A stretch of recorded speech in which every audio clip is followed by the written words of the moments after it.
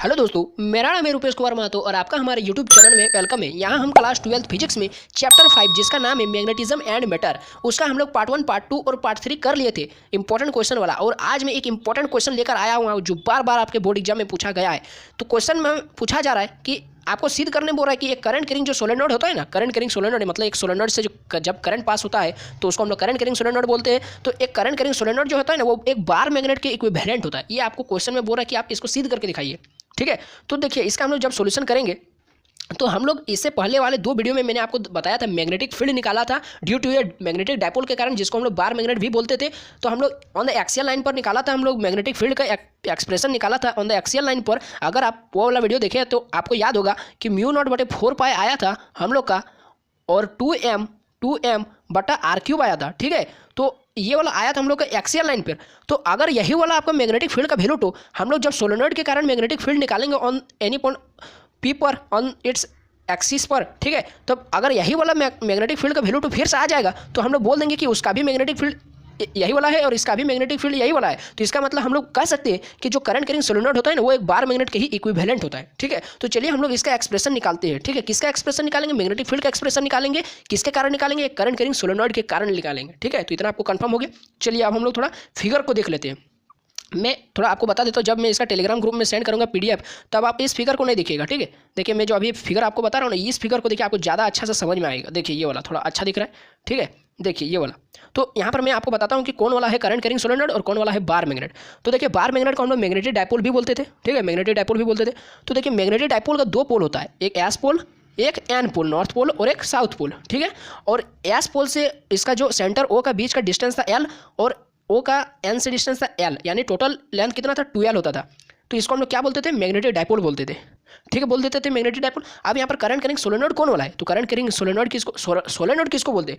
Solenoid उसको बोलते हैं जो काफ़ी ज़्यादा n नंबर ऑफ टर्न्स से लिपटा रहता है of wire, n number of turns of wire. और वो भी कैसा वायर होना चाहिए? इंसुलेटेड कॉपर वायर होना चाहिए। जब insulated copper wire n number of turns जब लिपटा रहता है तो उसको हम लोग सोलेनोइड बोलते हैं। ठीक है, सोलेनोइड बोलते हैं। तो यहाँ पर करंट कैरिंग सोलेनोइड यानी उससे होकर करंट फ्लो हो रहा है। तो देखिए हम लोग यहाँ पर करंट को भी दिखाए हैं, आई यहाँ पर फ्लो हो रहा है इस सोलेनोइड से, और इसमें बहुत सारा टर्न्स है। ये सब क्या है? टर्न्स है। देखिए टर्न्स इस तरह से मुड़ा हुआ है, बहुत सारा टर्न्स स्प्रिंग जैसा। ठीक है, आप इन फीलिंग कीजिए कि स्प्रिंग है कोई। ठीक है, तो देखिए यहाँ पर क्या होगा, तो हम लोग कुछ यहाँ पर ड्रॉ किए, जैसे यहाँ पर देखिए ये वाला बार मैग्नेट हो गया। ठीक है, और हम लोग एक करंट कैरिंग सोलेनोइड जो है ना उसका एक स्मॉल एलिमेंट ले लेते हैं dx, तब ना हम उसका मैग्नेटिक फील्ड निकालेंगे। एक छोटा सा एलिमेंट लेंगे और उसका इंटीग्रेशन कर देंगे, तब हमको टोटल मैग्नेटिक फील्ड मिल जाता है। आपको याद होगा ना, हम लोग बायट-सावर्ट लॉ में निकाले थे। तो ठीक है, तो हम लोग एक स्मॉल एलिमेंट ले लिए dx, जो ये जो सेंटर से कितना दूरी पर स्थित है, O से कितना दूरी पर स्थित है, x दूरी पर स्थित है। और इसी सोलेनोइड का हम लोग एक्सिस पर एक पॉइंट मान लेते हैं, क्या है? P है। ठीक है, P है। तो इस P पॉइंट पर हम लोग निकालेंगे मैग्नेटिक फील्ड। किसका मैग्नेटिक फील्ड निकालेंगे? इस करंट कैरिंग सोलेनोइड का निकालेंगे। तो हम लोग एक स्मॉल एलिमेंट dx के कारण यहाँ पर मैग्नेटिक फील्ड निकालेंगे कि ये जो पॉइंट P पर अगर आप यहाँ पर खड़े हो जाएंगे, ठीक है, अगर आपको यहाँ पर खड़ा होना कहा जाएगा तो यहाँ पर आप इस एलिमेंट dx के कारण आप कितना उसका मैग्नेटिक फील्ड को एक्सपीरियंस करिएगा। ठीक है, तो उसको हम निकालेंगे और पूरा का इंटीग्रेशन कर देंगे, तो आपको इस पूरा सोलेनोइड के कारण जो भी आपको मैग्नेटिक फील्ड एक्सपीरियंस करना पड़ेगा आपको निकल जाएगा। ठीक है, तो चलिए, और ये जो पॉइंट है P वो इस dx से कितना दूरी पर स्थित है? r - x। ठीक है, तो इस पॉइंट जो है वो यहाँ O से कितना दूरी पर स्थित है? R। ठीक है, R दूरी पर, और dx से कितना दूरी पर स्थित है? r - x। इसीलिए मैंने आपको ये वाला फिगर बताया। ठीक है, यहाँ पर काफ़ी क्लियर में आपको सब दिख रहा है। चलिए अब हम लोग कुछ फिगर के बारे में जो हम लोग अभी आपको बताए उसको लिख देते हैं, क्योंकि आपको एग्जाम में लिखना है ना, इसीलिए। तो देखिए हम लोग जब लिखेंगे तब लिखेंगे कि consider current carrying solenoid of length 12। अभी आपको बताया कि करंट कैरिंग सोलेनोइड। अच्छा ठीक है, यदि सोलेनोइड है तो सोलेनोइड मतलब जो डायपोल है, जो मैग्नेटिक डायपोल है, उसका लेंथ कितना है? टोटल 2L है। तो हम लोग जितना बड़ा डायपोल लिए ना उतना ही बड़ा हम लोग सोलेनोइड को लेंगे। ठीक है, तो यहाँ पर टोटल लेंथ सोलेनोइड का भी कितना हो जाएगा? 2L हो जाएगा। सिंपल सी बात है। ठीक है, सोलेनोइड का भी टोटल लेंथ कितना हो जाएगा? 2L हो जाएगा। ठीक है, तो वही वाला हम लोग फिगर में लिख दिए कि करंट कैरिंग सोलेनोइड एक लिए जिसका लेंथ कितना है? 2L है। फिर एक पॉइंट P लिए है। ठीक है, एक पॉइंट क्या लिए? P लिए। ठीक है, तो यहाँ पर करंट कैरिंग जो सोलेनोइड है और सोलेनोइड है तो उसमें n नंबर ऑफ टर्न्स है पर यूनिट लेंथ में। ठीक है, एक यूनिट लेंथ में n गो टर्न है। ठीक है, आप समझिए अगर एक यूनिट लेंथ में n गो टर्न है तो टोटल dx लेंथ में कितना टर्न होगा? n dx turn. समझिए अगर एक यूनिट लेंथ में यदि n गो टर्न है, n गो टर्न, तो टोटल dx लेंथ में कितना टर्न होगा? n dx हो जाएगा ना। देखिए इसीलिए मैं आपको पहले बता दिया हूँ, क्योंकि यहाँ पर आप सवाल पूछेंगे कि यहाँ पर n dx कैसे हो गया। तो अब हम लोग लिखे कि dx विद स्मॉल एलिमेंट, हम लोग एक dx लिए, स्मॉल एलिमेंट लिए है। कहाँ पर लिए है? dx जो एलिमेंट है वो x दूरी पर लिए। ठीक है, x दूरी पर लिए है। ठीक है, फ्रॉम O से, ये O से x दूरी पर लिए है। तो यहाँ पर और उस dx के पास टोटल कितना टर्न है? n dx टर्न है। ठीक है, समझ में आ गया? इसलिए मैंने आपको पहले ही समझा दिया। अब हम लोग मैग्नेटिक फील्ड निकालेंगे, ये जो पॉइंट है पी पर मैग्नेटिक फील्ड निकालेंगे due to small element D X के कारण, ठीक है। तो निकालते देखिए यहाँ पर लैंग्वेज में लिखा गया है कि magnetic field at point P due to small element D X के कारण। तो अगर आप इस सोलेनोइड को गौर से देखेंगे, तो ये जो सोलेनोइड आपको कुछ दिख रहा है इस तरह रिंग जैसा कुछ दिख रहा है, रिंग जैसा, गौर से देखिए। तो इसको जूम करके देखते हैं, ये जो सोलेनोइड है वो कुछ रिंग जैसा दिख रहा है, देखिए तो बढ़िया से रिंग जैसा दिख रहा है। हाँ देखिए रिंग जैसा दिख रहा है। इसका मतलब अब आपको कुछ याद आ रहा है कि हम लोग रिंग जैसा जब हम लोग पढ़े थे, एक हम लोग एक्सप्रेशन पढ़े थे कि वहाँ पर यूजिंग बायट-सावर्ट लॉ, देखिए मैं क्वेश्चन को पढ़ रहा हूँ, using Biot Savart law find the expression for magnetic field due to a current carrying circular ring. याद आ रहा है कुछ, हम लोग पढ़े थे। यहाँ पर पॉइंट पी था, इस तरह से पॉइंट पी था और यहाँ पर मैग्नेटिक फील्ड इस तरह से आ रहा था और इस तरह से कुछ याद है। यहाँ पर डीबी कॉस थीटा था, यहाँ पर डीबी कॉस थीटा था और यहाँ पर डीबी साइन थीटा था, कुछ याद है? हाँ अब आपको कुछ याद आ रहा है। तो वहाँ पर हम लोग निकाले थे, तो वही वाला डीबी का जो आपका एक्सप्रेशन आया था, मैग्नेटिक फील्ड का जो एक्सप्रेशन आया था वही वाला यहाँ पर यूज़ होगा, इसलिए मैंने आपको कुछ याद दिला दिया, ठीक है। और उस वीडियो को अगर आपको देखना है तो मैं डिस्क्रिप्शन बॉक्स में उसका लिंक डाल दूंगा, ठीक है। तो देखिए हम लोग क्या निकाले थे वहाँ पर एक्सप्रेशन, हम लोग देखिए यही वाला निकाले थे। देखिए यहाँ पर मैं कोना में लिख दिया हूँ कि हम लोग डीबी बराबर निकाले थे म्यू नॉट बटे 4 पाई आई 2/a² बाय में a² प्लस x² का होल 3/2। देखिए यहाँ पर लिख दिया हूँ, सर्कुलर रिंग पर हम लोग जब पढ़े थे वहाँ पर निकाले थे। तो यही वाला एक्सप्रेशन का हम लोग यहाँ पर यूज़ करेंगे, ठीक है। बस केवल उसका वैल्यू सबको पुट कर देंगे जो यहाँ पर इसके लिए जो डाटा हम लोग लिए हैं। तो डीबी यहाँ पर क्या हो जाएगा, डीबी बराबर हो जाएगा म्यू नॉट बटे 4 पाई, जो यहाँ पर है वही वाला यहाँ पर है, ठीक है। डीबी यहाँ पर वही वाला है जो म्यू नॉट बटे 4 पाई। और यहाँ पर आई, देखिए अब यहाँ पर सोचना कि आई यहाँ पर क्या होगा, यानी करंट। तो हम लोग एक स्मॉल एलिमेंट क्या लिए, डी एक्स लिए। तो डी एक्स के पास टोटल टर्न कितना है, डी एक्स के पास टोटल टर्न कितना है, एन डी एक्स को टर्न है। डी एक्स के पास कितना टोटल टर्न है, एन डी एक्स को टर्न है। तो हम लोग करंट जब निकालते थे तो यूजिंग बायट-सावर्ट लॉ में कुछ याद है आपको, हम लोग करंट निकालते थे डी एक्स लेंथ के लिए, हम लोग निकालते थे स्मॉल एलिमेंट के लिए निकालते थे। तो हम लोग अगर आपका एन को टर्न के लिए, अगर एन को टर्न के लिए आपका करंट आई है तो एन डी एक्स का टर्न के लिए क्या हो जाएगा, एन डी एक्स टर्न के लिए आपका करंट क्या हो जाएगा, एन डी एक्स इंटू आई हो जाएगा ना, एन डी एक्स इंटू आई। चलिए अब यही वाला यहाँ पर लिख देते हैं, जो आई है ना आई, वहाँ पर आई की जगह में हम लोग क्या लिखेंगे, एन डी एक्स आई लिख देंगे, एन डी एक्स आई, ठीक है। और जैसा कि यहाँ पर 2 है 2 लिख दिया, पाई है पाई लिख दिया और a² लिख दिया और बाय में a² है तो a² लिख दिया। अब यहाँ पर देखिए समझिए एक्स क्या है, एक्स मतलब जो डिस्टेंट है पॉइंट पी का उस स्मॉल एलिमेंट से जो डिस्टेंस है। तो यहाँ पर देखिए स्मॉल एलिमेंट से उस पी पॉइंट का डिस्टेंस कितना है, स्मॉल एलिमेंट से r-x है। तो यहाँ पर x की जगह में क्या लिख देंगे, r-x, ठीक है, r-x लिख दिया।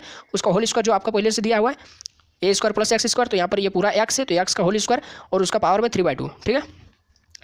तो देखिए अब आपको थोड़ा सा यहाँ पर देखना है, थोड़ा सा रिवीजन करना है। जब आप इस क्वेश्चन को खुद से बनाइएगा तो आपको कुछ रिवीजन करना है कि यहाँ पर हमको ये वाला जो वैल्यू है ना इतना बड़ा, इसको हम लोग छोटा करना है। तो छोटा करने के लिए हम लोग क्या करेंगे कि हम लोग मानेंगे कि जो r डिस्टेंस है ना, r डिस्टेंस जो हम लोग पॉइंट P का लिए है फ्रॉम O से, जो पॉइंट P का फ्रॉम O से, देखिए यहाँ O है, O से P का जो r है ना, हम लोग r मानेंगे कि ये x से भी बड़ा है, very very greater than x, very very greater than x। और फिर r जो है ना वो very very greater than a से भी वो बड़ा है, ये वाला a से भी बड़ा है।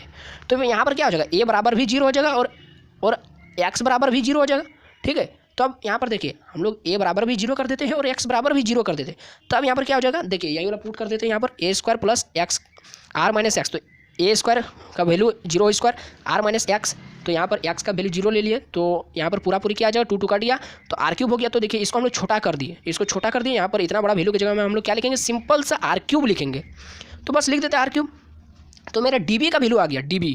अब ये जो स्मॉल एलिमेंट के लिए जो हमको एक स्मॉल से हमको मिला मैग्नेटिक फील्ड, अब इसी का हम लोग इंटीग्रेशन कर देंगे और बड़ा कर देंगे इसको, क्योंकि हम लोग डिफ्रेंसिएशन करते हैं बड़ा को छोटा करने के लिए और इंटीग्रेशन करते हैं छोटा को बड़ा करने के लिए, ठीक है। तो अब हम लोग निकालेंगे total magnetic field is obtain, total magnetic field को हम लोग प्राप्त करेंगे by integrating above equation with limit -L to +L।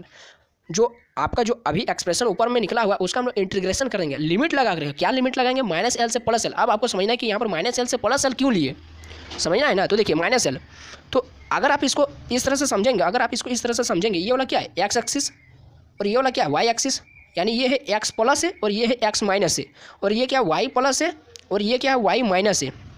तो इधर का सब वैल्यू को हम लोग क्या लेते हैं, नेगेटिव, और इधर का सब वैल्यू क्या लेते हैं हम लोग, पॉजिटिव। तो इधर क्या है, इधर है आपका, देखिए इसको थोड़ा फिगर को ऊपर करते हैं, हाँ इधर क्या है, इधर आपका L है, L। तो ये वाला L को हम लोग नेगेटिव लेंगे और इधर क्या है, इधर आपका ये वाला L है, इसको हम लोग पॉजिटिव लेंगे। तो हम लोग इधर है पॉइंट P और हम लोग dx क्या, dx इधर से आ रहा है, यानी हम लोग इधर से इधर आ रहा है। मान लेते हैं हम लोग dx जो ये वाला लिए, हम लोग यदि मान लेते इस यहाँ पर लेंगे तो इसका मतलब हम लोग -L से +L की ओर आ रहे हैं ना, -L से +L की ओर। इसीलिए हम लोग वहाँ पर जो इंटीग्रेशन के जो लिमिट लिए वो -L से +L की ओर लिए, ठीक है। यहाँ पर जो डी एक्स है ना, यहाँ पर केवल डी एक्स हम इसी के लिए नहीं, हम लोग इधर भी डी एक्स ले सकते हैं, ठीक है, कोई बात नहीं, ठीक है। चलिए अब यहाँ पर हो जाएगा लिमिट समझ में आ गया क्यों लिए उस तरह, बस केवल लिमिट को सॉल्व कर देना। आप तो लिमिट सॉल्व करने जानते ही है, जो कांस्टेंट टर्म है उसको बाहर निकाल, तो कांस्टेंट टर्म को बाहर निकाल देंगे तो यहाँ अच्छा इंटीग्रेशन किसका होता है, छोटा पार्ट। तो यहाँ पर देखिए इस एक्सप्रेशन में सबसे छोटा पार्ट कौन है, μ0/4 सबसे छोटा है ना, एन डी एक्स छोटा है ना, आई है ना, 2πa² छोटा है। बोलिए तो छोटा मतलब जिसके साथ डी लगा है, तो डी किसके साथ लगा, देखिए केवल डी एक्स के साथ डी लगा, यानी डी के साथ केवल एक्स के साथ डी लगा है, यानी केवल डी एक्स को ही हम लोग अंदर में रहने देंगे, बाकी सबको बाहर निकाल देंगे, बाकी सब कांस्टेंट टर्म है, ठीक है। तो डी एक्स का इंटीग्रेशन केवल करेंगे, तो देखिए केवल डी एक्स का हम लोग इंटीग्रेशन कर रहे हैं, तो डी एक्स में एल -l से प्लस एल, तो यहाँ पर एल 2l हो जाएगा। तो अब देखिए यहाँ पर थोड़ा सा आपको गौर से देखना है, ठीक है, गौर से देखना है, क्या देखना है कि एल 2l हो गया, ठीक है, लिख दिए। अब इसको थोड़ा सा हम लोग सजाएंगे, तो देखिए ni 2πa² 2l है, तो देखिए हम लोग इस 2 को यहाँ लिख दिए और n 2l को यहाँ लिख दिया, ठीक है, और बाकी जो पीछे बचा है उसको i πa², तो i πa²/r³ लिख दिए। अब आपको थोड़ा सा एक चीज़ आपको याद रखना है, मैंने आपको कभी इससे पहले ये वाला नहीं बताया है कि मैग्नेटिक डायपोल मोमेंट m जो होता है ना, वो IA भी इसका फॉर्मूला होता है, IA, ठीक है। मैग्नेटिक डायपोल मोमेंट का एक और फॉर्मूला क्या होता है, IA। I क्या है, यहाँ पर इलेक्ट्रिक करंट है जो सोलेनॉइड में फ्लो कर रहा है, और A क्या है, एरिया ऑफ वो जो रिंग बना था उसका एरिया है, ठीक है, ठीक है। तो एरिया है, तो यहाँ पर वही वाला फॉर्मूला तो हम यूज़ करेंगे। तो यहाँ पर क्या हो जाएगा, यूज़ करने पर क्या हमको मिलता है, तो देखिए यहाँ पर आई, तो आई हम लोग क्या बनाए थे, एन डी एक्स आई, है ना। तो यहाँ पर देखिए, तो यहाँ पर 2l i πa²/r³। तो देखिए यहाँ पर ये है 2 को हम लोग रहने देते, ठीक है, 2 को कुछ नहीं करेंगे, n 2l। तो थोड़ा सा यहाँ पर देखिए ध्यान से, आई ए है, आई मतलब क्या, आई हम लोग क्या निकाले थे अभी ऊपर में, डी एक्स के लिए कितना हो जाएगा, आई स्मॉल एलिमेंट डी एक्स के लिए आई कितना हो जाएगा, आई एन डी एक्स आई हो जाएगा ना, एन डी एक्स आई। और ए क्या है, उस रिंग का एरिया, तो रिंग यानी वृत्त का क्षेत्रफल कितना होता है, πr², तो इसका r क्या था, a था, तो πa², ठीक है, समझ में आ रहा है ना। तो देखिए यहाँ पर πa², तो n 2l i और πa², तो इसका वैल्यू हम लोग क्या लिख देंगे, कैपिटल M लिख देंगे, और पहले से 2m, ठीक है, पहले से 2 बचा था, ठीक है। तो देखिए अब इसको आप गौर से देखिए, तो कुछ आपको सबसे पहले वीडियो की शुरुआत में ही मैंने आपको बताया था, कुछ याद आ रहा है कि B = μ0/4/2m/r³ यदि हमको मिल जाएगा तो मैं लिख दूंगा कि ये जो करंट करिंग सोलेनॉइड है वो बार मैग्नेट में जब हम लोग मैग्नेटिक फील्ड का वैल्यू निकाले थे वही वाला आ गया है। तो यही वाला हम लोग लिख देंगे कि विच इज़ जो हमको मिला है मैग्नेटिक फील्ड का जो वैल्यू हमको एक्सप्रेशन मिला है वो इक्वल है, किसके इक्वल है, magnetic field at axial line due to एक बार मैग्नेट, जब हम लोग बार मैग्नेट के एक्सियल लाइन पर मैग्नेटिक फील्ड निकाले थे उसके इक्वल है। हेंस इस प्रकार हम बोल सकते हैं कि एक करंट करिंग सोलेनॉइड ही बार मैग्नेट के इक्विवेलेंट होता है। समझ में आ गया। चलिए ये वाला वीडियो यहीं पर खत्म होता है। तो आई होप कि आपको समझ में आ गया होगा। मैंने आपको काफ़ी प्रयास से आपको समझाने का प्रयास किया, ठीक है, काफ़ी मेहनत से। तो अगर आपको समझ में आ गया तो वीडियो को तुरंत लाइक कर दीजिए और अपने दोस्तों में शेयर करना ना भूलिए, ठीक है, ताकि नए नए बच्चों तक भी हमारे चैनल का लिंक पहुँचे, ठीक है, और वे भी आए हमारे चैनल को सब्सक्राइब करें। और अगर आपको वीडियो अच्छा लगा तो आप चैनल को सब्सक्राइब कर लीजिए, ठीक है। अगर आप भी नए मेंबर है, ठीक है, तो हमारे टेलीग्राम ग्रुप में जुड़ जाइए। यहाँ पर जो भी मैं आपको स्क्रीन रिकॉर्ड वाला वीडियो बनाता हूँ उसका PDF मैं आपको टेलीग्राम ग्रुप में सेंड कर देता हूँ, ठीक है। और तो बस अभी के लिए इतना ही। जय हिंद, वंदे मातरम।